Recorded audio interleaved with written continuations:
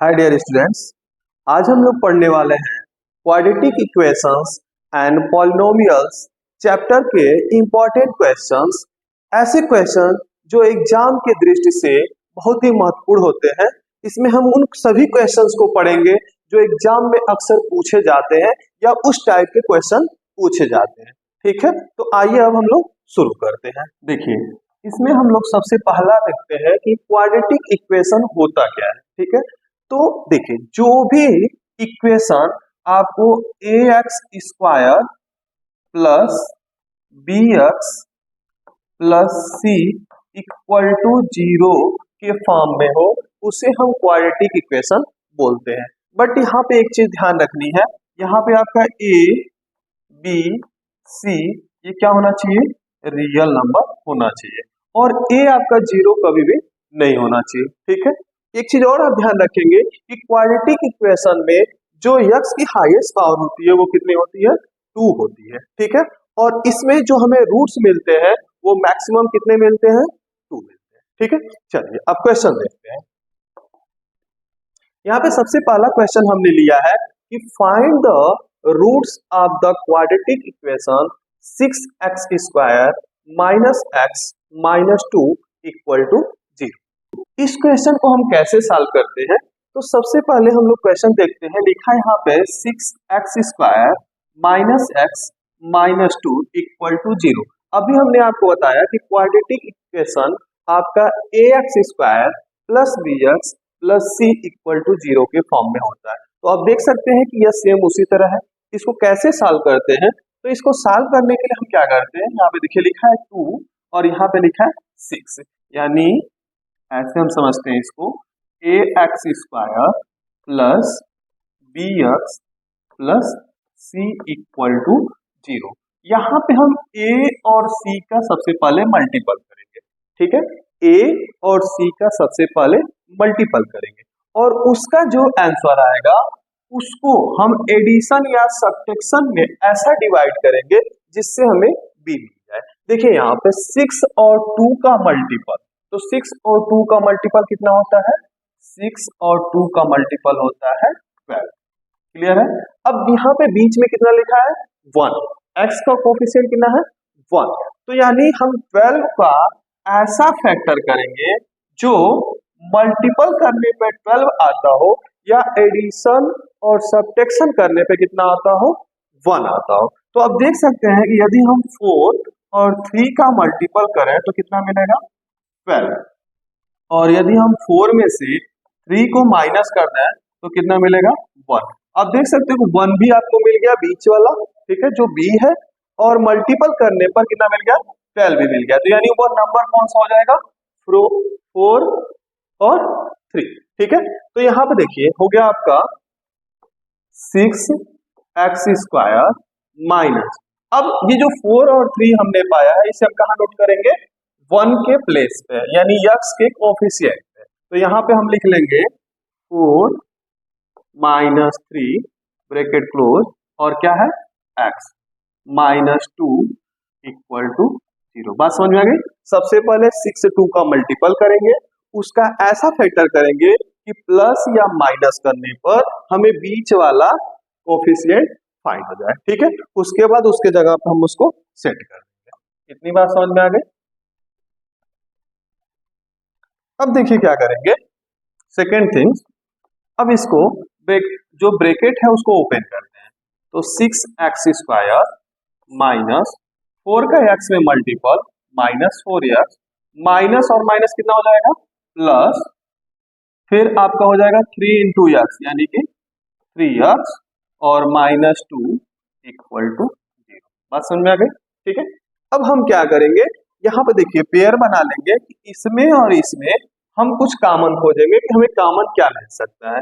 तो सबसे पहले आप देख सकते हैं कि फर्स्ट में यहाँ पे 2 इंटू 3 6 और यहाँ पे 2 इंटू 2 4, यानी हमें 2 क्या मिल सकता है, एज ए कॉमन मिल सकता है। तो पहले हम 2 कॉमन ले लिए, फिर दोनों में x है तो हम क्या कर सकते हैं, x कॉमन ले लेंगे। तो यहाँ पे x कॉमन हो गया, ये हो गया आपका 3x, डिवाइड करेंगे 2x से 6x स्क्वायर को हम डिवाइड करेंगे तो मिला हमें 3x, माइनस फिर 2x से 4x को डिवाइड करेंगे कितना मिल जाएगा, 2।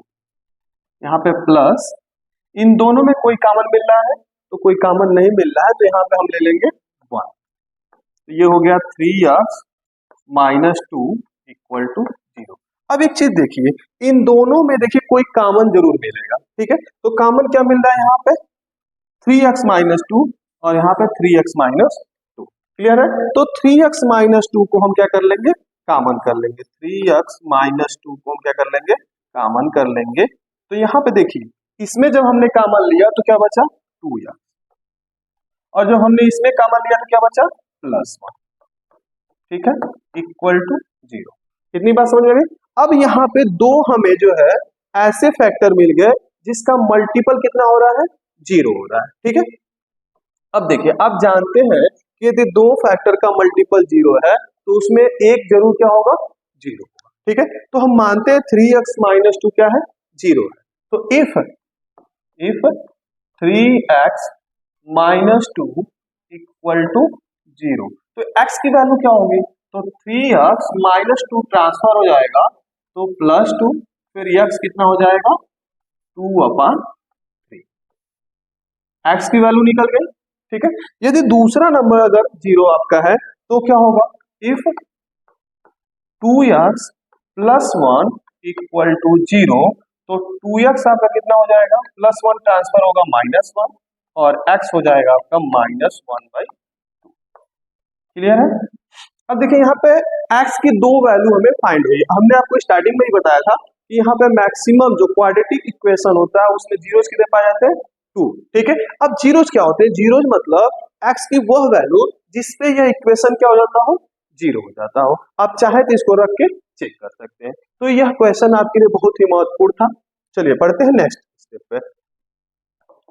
नेक्स्ट स्टेप में हमने देखा verify the relation between zeros and coefficient. ये क्वेश्चन खास तौर पे आपके बोर्ड एग्जाम में मैक्सिमम पूछा जाता है। तो ये क्वेश्चन आपका है 6x square minus x minus 2 equal to 0। ठीक है, यहाँ पे जीरोज हमने जो है ये प्रीवियस क्वेश्चन से नोट कर लिया है, 2/3 माइनस 1/2। अब हम रिलेशन निकालेंगे। तो देखिए, आपने फार्मूला पढ़ा होगा, सम ऑफ जीरोज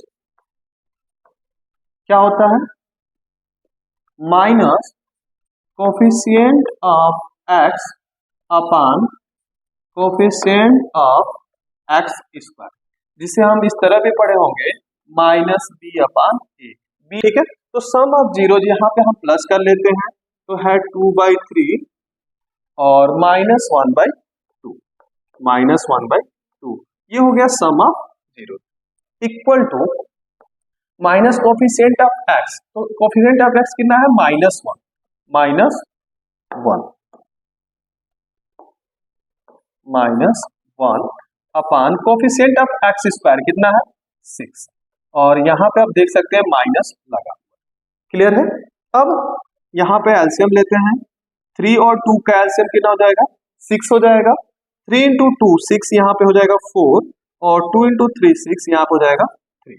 यहाँ पे कितना हो जाएगा, माइनस माइनस प्लस 1/6। 4 से 3 माइनस होगा 1/6, और ऑलरेडी यहाँ पे 1/6। तो आप देख सकते हैं कि सम ऑफ जीरोज माइनस b/a, यानी रिलेशन जीरोज और कोफिशिएंट का था, वो हमने फाइंड कर लिया। अब सेकेंड हम देखते हैं, इसमें आपने एक और पढ़ा होगा, product of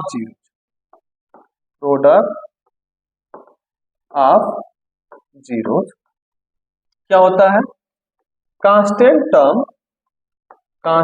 term upon coefficient of x square, या इसे हम c/a के टर्म में पढ़े।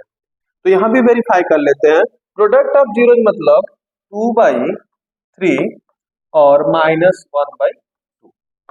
कांस्टेंट टर्म c यहाँ पे कितना है, -2, और x स्क्वायर का कोफिशिएंट कितना है, 6। 2 से 2 कैंसिल हो जाएगा, तो लेफ्ट में आपका हो गया -1/3।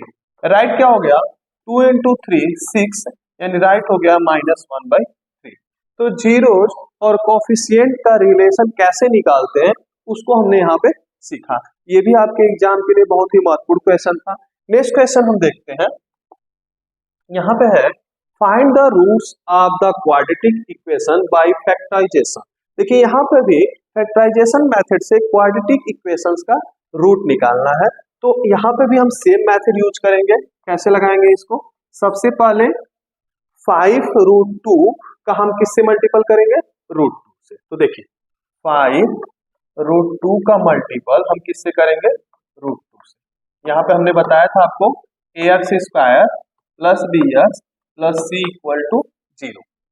ठीक है, यहाँ पे हम बताए थे आपको कि a और c का मल्टीपल करते हैं, उसका ऐसा फैक्टर करते हैं कि वो b के टर्म में स्प्लिट कर जाए। ठीक है, तो देखिए √2 और √2 का मल्टीपल कितना हो जाएगा? 2। अब जानते होंगे रूट में x मल्टीपल रूट में x कितना होता है? x। ठीक है, तो √2 और √2 का मल्टीपल हो गया 2, यानी 5 × 2 कितना हो गया? 10। क्लियर है? अब 10 का ऐसा फैक्टर करना है जो कितना हो जाए? 7। 10 का ऐसा फैक्टर करना है जो कितना हो जाए? 7। मल्टीपल करने पर 10 हो, बट उस नंबर का एडिशन या सब्ट्रैक्शन कितना हो? 7। तो आप देख सकते हैं कि 5 × 2 10 होता है और 5 + 2 कितना होता है? 7 होता है। क्लियर है? तो 7 को हम स्प्लिट कर लेंगे किसमें?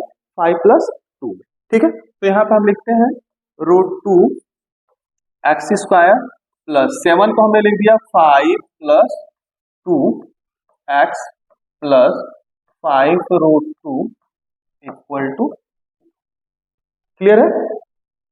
अब √2 x² मल्टीपल करते हैं x का।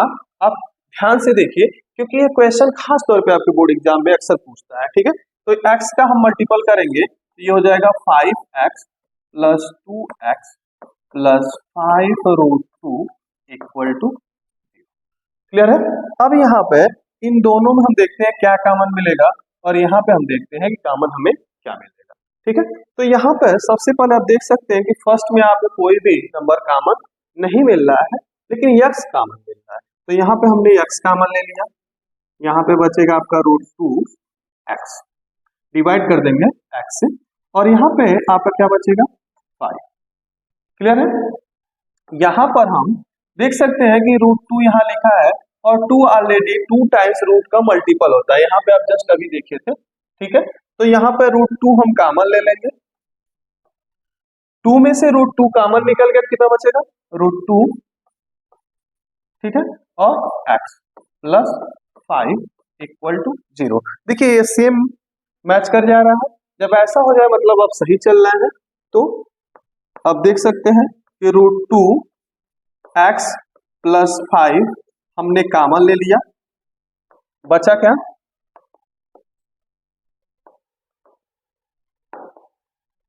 √2x प्लस 5 हमने कॉमन ले लिया, क्या बचा आपका? यहाँ पे बच गया x और यहाँ पे क्या बच गया?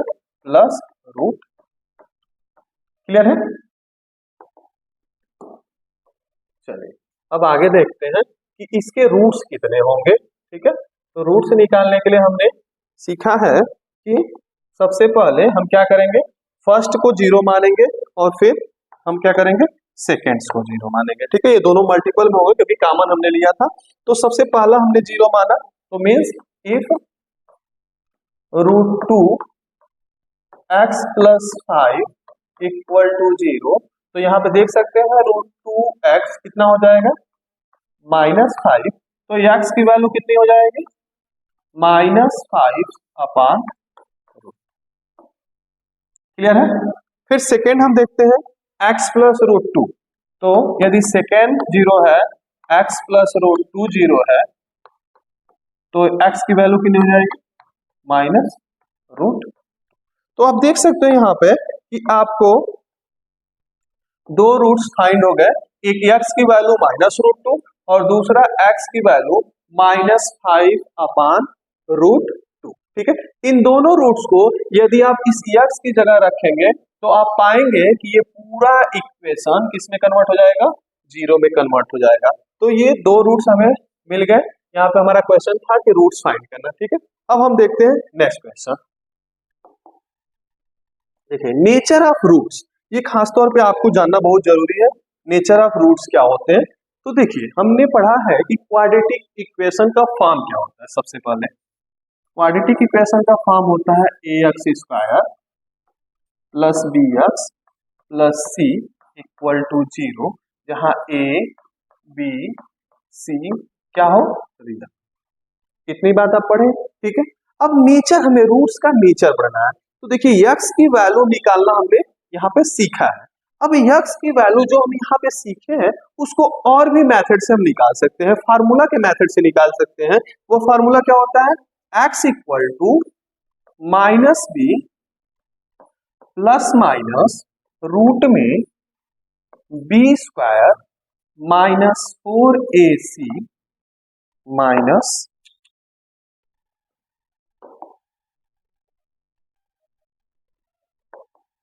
माइनस 4ac और अपॉन 2।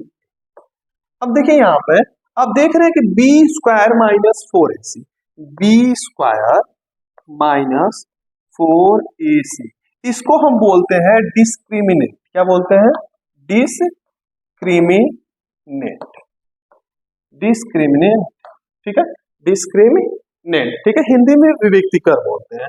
अब बी स्क्वायर माइनस 4ac से हम डिफाइन करेंगे कि किसी क्वाड्रेटिक इक्वेशन का नेचर कैसा है, उसके रूट्स का, ठीक है। तो देखिए जब B square minus 4ac, B square minus 4ac, मान लीजिए आपने वैल्यू को रखा और ये पूरा आंसर 0 हो गया, बी स्क्वायर माइनस 4ac का क्या हो गया, 0 हो गया। मींस यहाँ जो रूट्स का नेचर होगा वह रियल होगा, रियल, और दूसरा कैसा, इक्वल रूट्स होगा। कैसा होगा, इक्वल रूट्स। क्लियर है। सेकेंड, मान लीजिए बी स्क्वायर माइनस 4ac का जो आंसर हमें मिलता है वो 0 से ग्रेटर मिलता है। क्या मिलता है, 0 से ग्रेटर, 1 2 3 4 एंड कुछ भी मिलता है। तो क्या होगा, 2 रियल रूट्स हमें क्या होंगे, फाइंड, 2 रियल रूट्स हमें फाइंड होंगे डिफरेंट। क्लियर है। बी स्क्वायर माइनस 4ac यदि 0 से छोटा हो जाए तो क्या होगा, तो वहां पे कोई भी रियल रूट हमें फाइंड नहीं होगा, नो रियल रूट्स, ठीक है। कैसे, अब एक चीज समझो, अगर रूट में वैल्यू 0 से छोटी होगी तो मीन्स निगेटिव होगा, 0 से छोटा होगा तो मीन्स निगेटिव होगा। अब आप जानते हैं यदि निगेटिव वैल्यू, यदि निगेटिव वैल्यू रूट में है, जैसे मान लीजिए कि माइनस हमने लिख दिया 2 या हमने लिख दिया माइनस 4, तो उस केस में 4 तो बाहर आ जाएगा बट माइनस उसी में रह जाएगा, और ऐसे नंबर को हम बोलते हैं इमेजिनरी नंबर, इसलिए उसका कोई भी रियल रूट हमें फाइंड। क्लियर है। तो हमने नेचर जाना कि किस टाइप के नेचर्स के आपके क्वाड्रेटिक इक्वेशन के रूट्स होते हैं। पहला क्या होता है कि इक्वल रूट्स होता है, रियल होता है, कब, जब बी स्क्वायर माइनस 4ac इसके इक्वल हो 0। सेकेंड क्या हुआ कि बी स्क्वायर माइनस 4ac जब 0 से ग्रेटर हो तो रियल होगा बट डिफरेंट होगा, 2 रियल, और जब 0 से छोटा हो उस केस में कोई भी रियल रूट नहीं होगा। तो ये तीनों चीजें आप याद रखिएगा। चलिए अब देखते हैं इस पे क्वेश्चन। देखिए यहाँ पे इक्वेशन है कि find the nature of roots and find root, दोनों चीज पूछ रहा है आपका, नेचर भी फाइंड करिए और रूट्स भी फाइंड करिए, किसके, इस क्वेश्चन। तो सबसे पहले नेचर फाइंड करते हैं। नेचर फाइंड करने के लिए हमें क्या निकालना होगा, नेचर फाइंड करने के लिए हमें निकालना होगा बी स्क्वायर माइनस 4ac की वैल्यू, क्योंकि यहीं पे हम चेक करेंगे कि वो 0 के इक्वल है, 0 से बड़ा है कि 0 से छोटा है, ठीक है। तो अब इसके लिए हम क्या करेंगे, इसको कंपेयर करते हैं पहले, ax square plus B X plus C equal to 0। अब देखिए यहाँ पे अब चेक करेंगे तो b के जगह पे हम कितना लिखा है, -6, b की जगह पे कितना लिखा है, -6, तो हमने लिख लिया -6 का स्क्वायर माइनस 4। a की जगह पे कितना लिखा है बताइए, a की जगह पे कितना लिखा है 2, तो हमने लिख लिया 2। c की जगह पे कितना लिखा है यहाँ पे 3, तो देखिए -6 का स्क्वायर कितना हो जाता है 36, 6 का स्क्वायर 36 माइनस का स्क्वायर प्लस, क्लियर है, 4 इंटू 2 8, 8 इंटू 3 24, 36 से माइनस करिए 24 को, कितना हो गया 12। अब 12 जीरो के इक्वल होता है? नहीं। जीरो से छोटा होता है? नहीं। जीरो से बड़ा होता है। ठीक है, तो जब जीरो से बड़ा होगा तो रूट्स का नेचर क्या होगा? Two real roots, two real roots, यानी इसके दो रूट्स मिलेंगे डिफरेंट। तो फाइंड करते हैं कौन कौन से मिलेंगे। देखिए 2x² minus 6x plus 3 equal to 0। ये क्वेश्चन भी बहुत बार आपके एग्जाम में पूछ चुका है। ठीक है, देखिए रूट्स निकालने के लिए हम फार्मूले का यूज करेंगे। फार्मूला क्या है आपका? x equal to minus B plus minus root में b² माइनस 4ac और अपन 2a। क्लियर है? तो यहां पे देख सकते हैं माइनस बी की जगह पे कितना लिखेंगे? कंपेयर किया था हमने, बी की जगह पे -6 है, बी की जगह पे -6 है, तो बी की जगह पे -6 है, plus minus b² minus 4ac की वैल्यू हमने निकाला है। b² माइनस 4ac की वैल्यू कितनी है? 12 है। तो यहाँ पे रूट में कितना हो गया? 12 अपान 2a, 2a, ए कितना है आपका? कंपेयर करिए, ए की वैल्यू कितनी है? 2 है। ठीक है, तो ए की वैल्यू होगा 2, माइनस माइनस प्लस 6, रूट में 12 बाहर आ जाएगा, कितना हो जाएगा? 2 into root 3 plus minus 2 into root में 3 और अपान ये हो जाएगा 4। क्लियर है? इन दोनों में 2 कॉमन हमने ले लिया, 2 कॉमन हो गया, यहां पे बच गया 3 प्लस माइनस रूट में यहां बच गया 3, 2 बाहर आ गया और अपन 4, 2 टाइम्स डिवाइड हो जाएगा, ये बच जाएगा आपका 3 प्लस माइनस रूट में 3 और अपन। क्लियर है? अब देखिए यहाँ पे प्लस माइनस का मतलब दो डिफरेंट रूट्स हो जाएंगे। तो एक रूट्स को मान लीजिए अल्फा हम प्लस वाला ले लेते हैं, तो 3 प्लस रूट 3 अपान 2, और एक माइनस वाला ले लेते हैं, तो 3 माइनस रूट 3 और बाई 2। क्लियर है? चलिए अब हम देखते हैं next question.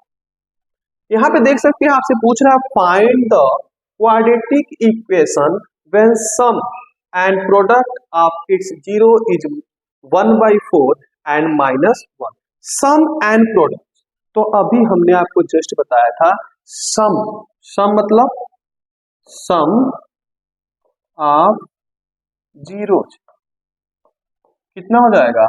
-b upon a। Clear है? Product of zeros, product of zeros कितना हो जाएगा? c अपान, यही पढ़े आप। ठीक है, इसको हम लिख सकते हैं alpha plus beta. Alpha beta क्या है? इसके रूट्स हमने मान लिए, और यहां पर हम लिख सकते हैं अल्फा बीटा। अल्फा और बीटा क्या है? इस इक्वेशंस के root.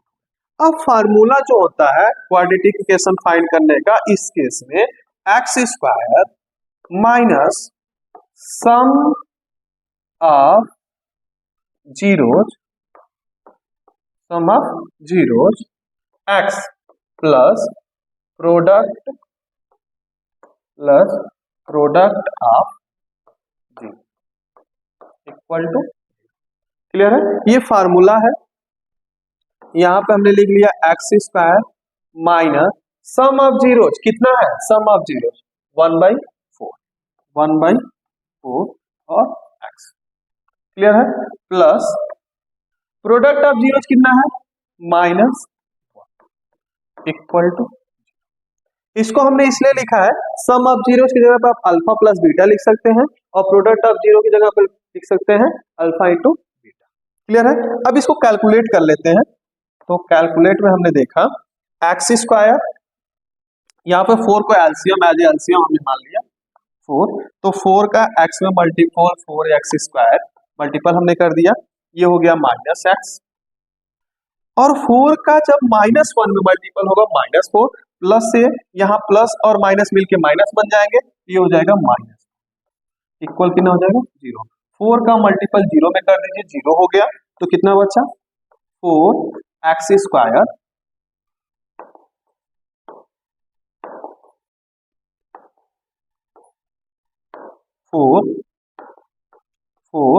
X square minus x minus 4 equal to. Clear है? तो आपने देखा बच्चों कि हमने कई ऐसे क्वेश्चन सीखे जो बोर्ड एग्जाम के लिए बहुत ही महत्वपूर्ण थे। क्वेश्चन को एक बार और हम आपको दिखा देते हैं, ठीक है? आप देख सकते हैं कि सबसे पहले हमने 2 चैप्टर लिया था। इसमें हमने पहला क्वेश्चन पढ़ा था कि क्वाड्रेटिक इक्वेशन होता क्या है, ठीक है? दूसरा हमने जाना था कि रूट्स को कैसे फाइंड करते हैं। तीसरा हमने सीखा कि रिलेशन जीरोज और कोफिशिएंट को हम कैसे वेरीफाई करते हैं। यहाँ पे फैक्टराइजेशन मेथड से हमने सीखा कि रूट्स कैसे फाइंड करते हैं। फिर हमने सीखा कि नेचर ऑफ रूट्स क्या होता है और नेचर ऑफ रूट्स को कैसे हम शो करते हैं, कैसे फाइंड करते हैं। और फिर अगर सम ऑफ जीरोज और प्रोडक्ट ऑफ जीरोज आपको पता है तो आप कैसे क्वाड्रेटिक इक्वेशन फाइंड कर सकते हैं। ये सभी क्वेश्चन आपके एग्जाम के लिए बहुत ही महत्वपूर्ण थे। ठीक है, तो मिलते हैं फिर